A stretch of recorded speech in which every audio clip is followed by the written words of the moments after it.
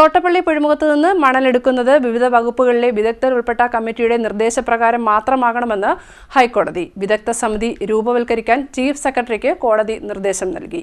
തോട്ടപ്പള്ളി പുഴിമുഖത്ത് നിന്നും മണലെടുക്കുന്നത് വിവിധ വകുപ്പുകളിലെ വിദഗ്ധർ ഉൾപ്പെട്ട കമ്മിറ്റിയുടെ നിർദ്ദേശപ്രകാരം മാത്രമേ പാടുള്ളൂവെന്ന് ഹൈക്കോടതി നിർദ്ദേശിച്ചു. വിദഗ്ധ സമിതി രൂപീകരിക്കാൻ ചീഫ് സെക്രട്ടറിക്ക് ഹൈക്കോടതി നിർദ്ദേശം നൽകുകയും ചെയ്തു. കരിമണൽ ഖനന വിരുദ്ധ ഏകോപന സമിതി ജനറൽ കൺവീനർ ആർ അർജുനനും Thottappally green route secretary Saji ജയമോഹനനും നൽകിയ പരാതിയുടെ അടിസ്ഥാനത്തിലാണ് കോടതിയുടെ ഉത്തരവുണ്ടായത്.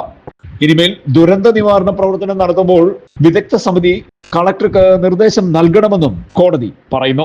ദുരന്ത നിവാരണത്തിന്റെ മറവിൽ അനിയന്ത്രിതമായി പുഴിമുഖത്തു നിന്നും മണലെടുക്കാനാകില്ല എന്നും പരിസ്ഥിതി ദുർബല പ്രദേശത്തു നിന്നും അനിയന്ത്രിതമായി മണലെടുത്താൽ തീരത്തെയും കാർഷിക മേഖലയും അത് സാരമായി ബാധിക്കുമെന്നും ഹർജിക്കാർക്ക് വേണ്ടി ഹാജരായ അഡ്വക്കേറ്റ് ലിജു വി സ്റ്റീഫനും അഡ്വക്കേറ്റ് തോമസും ജേക്കബും വാദിച്ചു. CDNet news, Harippad.